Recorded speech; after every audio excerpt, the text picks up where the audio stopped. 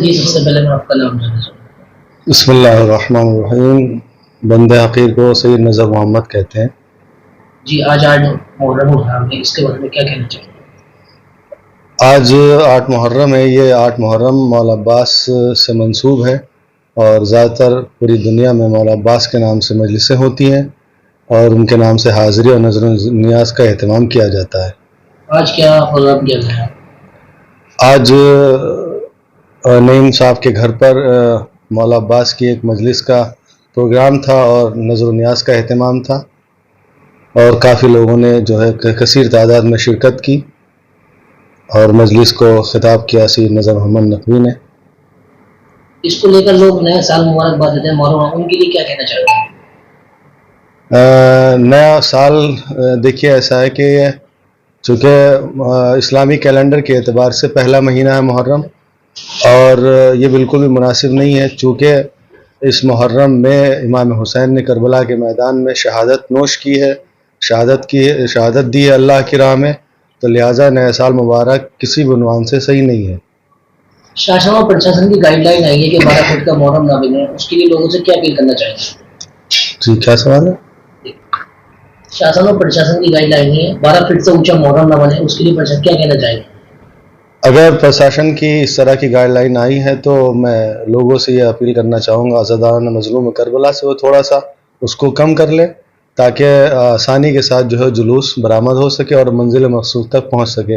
چونکہ ہمارا مقصد نہیں کہ ہم کسی کی زندگی میں یا راستوں میں حائل ہوں اور کسی کے لیے باعث بنے جو ہے وہ مشکل کا، تو لہٰذا ہم چاہتے ہیں پرامن طریقے سے جلوس نکالنا اور منزل مقصود تک پہنچانا اور امام حسین کو خراج عقیدت پیش کرنا۔ یہ سلسلہ کب تک جاری رہے گا؟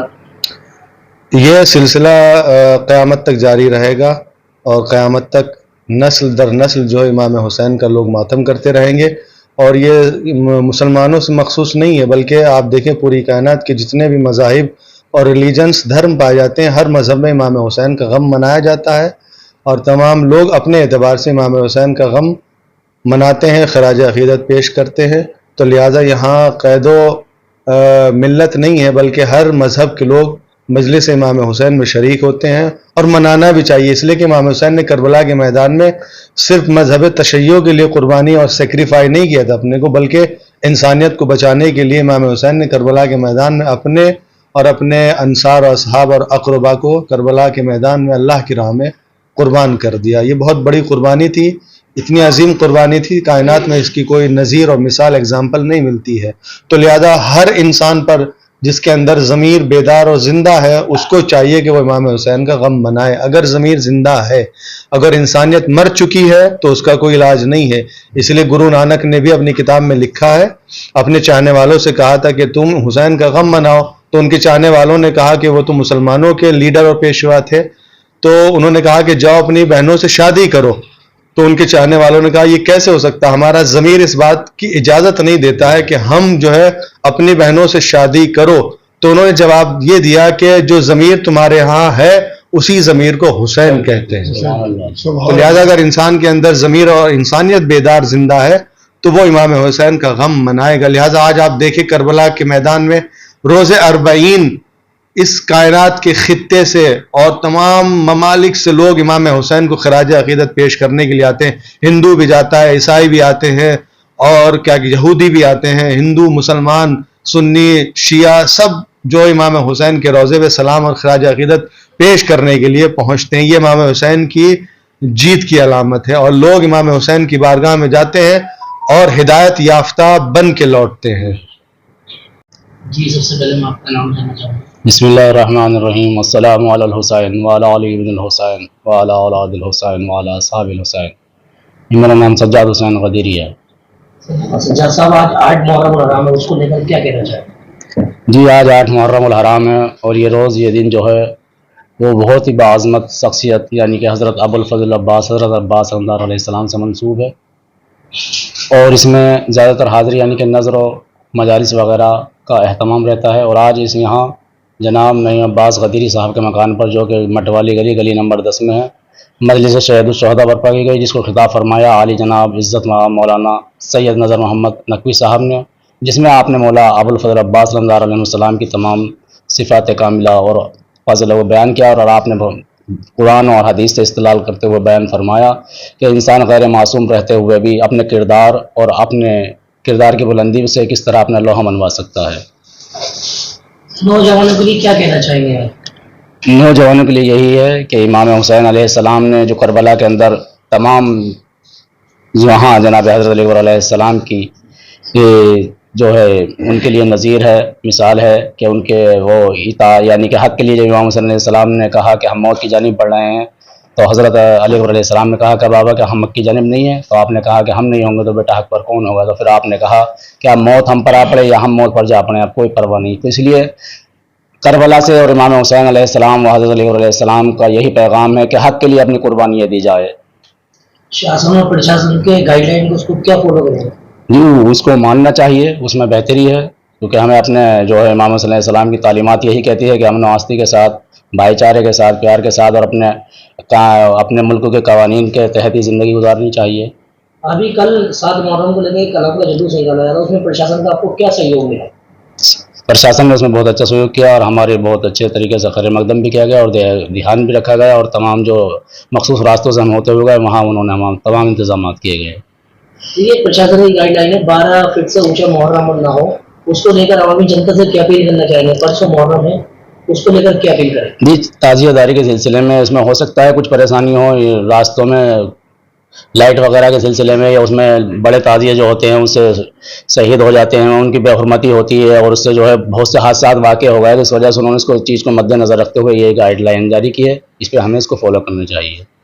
औरत को देखते थे तो अपनी नजरों को झुका दिया करते थे, इतना साहिबे इज्जत शख्स, साहिबे कमाल शख्स अज़ीज़ान मोहतरम आती हुई नबूवत और खिलाफत को ठुकरा दिया।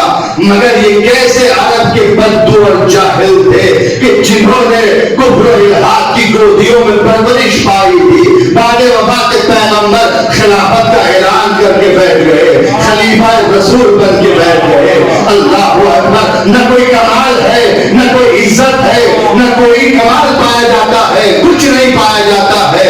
अज़ीज़ान मतलब फिर भी क्या कहते अपने आप को रसूल का खलीफा कह रहे हैं। कम से कम उन्हें जनाब लुक़मान से सबक लेना चाहिए था, जिनके पास इतने कमालात थे, जिनके पास इतनी फजीलतें पाई जाती थी, जिनके पास तकवा था, तो अज़ीज़ान मतलब मगर खिलाफत को ठुकरा दिया। तो अज़ीज़ान मतलब उनको ये सबक लेना चाहिए था। जिनके दामन में कोई फजीलत नहीं थी, जिनके दामन में कोई कमाल नहीं था और जिनके दामन में कोई फजीलत नहीं थी, कुछ भी उनके पास नहीं पाया जाता था, सिर्फ बेईमानी, ज़लालत और गुमराही।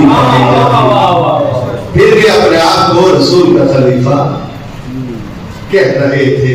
अज़ीज़ान मोहतरम, बस मैं गुफ्तगू को समेट रहा हूं, तो मौला अब्बास अपने आप को ये कह सकते थे मैं अली का फर्जंद हूं, मगर अज़ीज़ान ये बहुत बड़ा ओहदा है इंसान के लिए कि जो अली का बेटा इस दुनिया में करार पाए, और वो बेटा जिसकी तमन्ना नमाज़ शब में अली ने की थी, वो बेटा मगर क्या कह रहा है, वो इस ओहदे से मुनफरिद है, ठुकरा रहा है और कह रहा है मुझे हुसैन की गुलामी पसंद है, मुझे हुसैन की गुलामी पसंद है। मुझे साये में दूसरा दरख्त परवान नहीं चढ़ता है, दूसरा दरख्त परवान नहीं चढ़ता है। अगर वो परवान चढ़ भी जाए तो उसकी अपनी कोई शनाख्त नहीं होती है, अपनी पहचान नहीं होती है। अगर वो पहचाना जाता है तो बड़े से पहचाना जाता है, मगर मैं क्या करूं, अज़मत अब्बास को हमारा सलाम हो,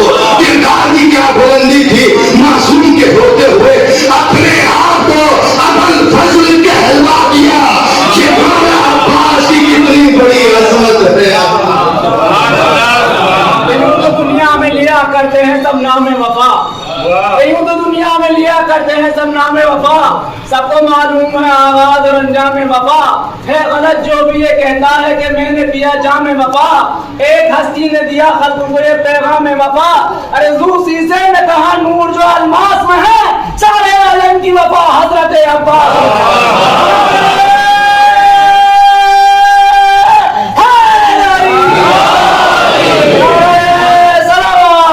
शेर जैसी खबर है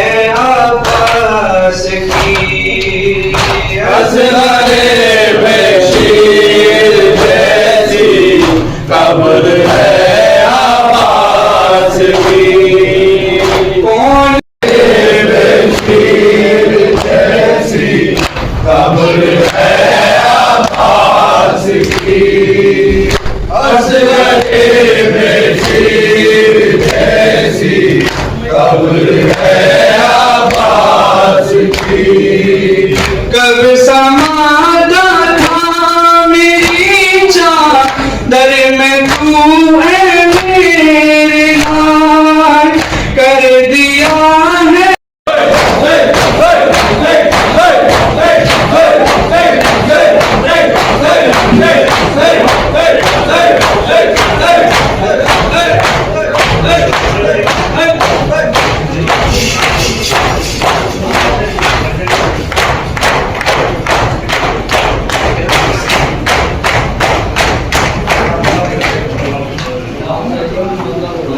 سلامت دشت میں رہنے ندی جیسی خبر ہے عباس کی خبر ہے عباس کی کب سماتا تھا میری چادر میں تو ہے میرے نام کر دیا ہے ظالموں نے یہ تیرا اتناج گئے سنتی ہوں نولا کی مارا ہے اس کو پھیر کے لاش بھی اس کی سلامت دشت میں رہنے درمیان اپنے کو قمر بنی ہاشم کہلوانا یہ عباس کا کمال ہے. بنی ہاشم کا چاند یہ بہت بڑا کمال ہے, بہت بڑی عظمت ہے. اسے عباس کہتے ہیں. دنیا کے تمام شیر جس سے ڈر جائیں اسے عباس کہتے ہیں. یہ پہلا سوال تھا, عباس کسے کہ میں نے عباس نام رکھا ہے, کیا آپ نے کوئی کنیت بھی رکھی ہے کہ عباس کی اصغر بشیر جیسی خبر ہے عباس کی کون لڑ سکتا تھا اس آثار تو شجاعت کے دکھائی دے رہے ہیں. اللہ پر اتنی بڑی فضیلت ہے. ایک فضیلت اور بیان کر دو رفتے مساعد عزیزان محترم کہ جہاں جس خاندان میں علی اکبر غربت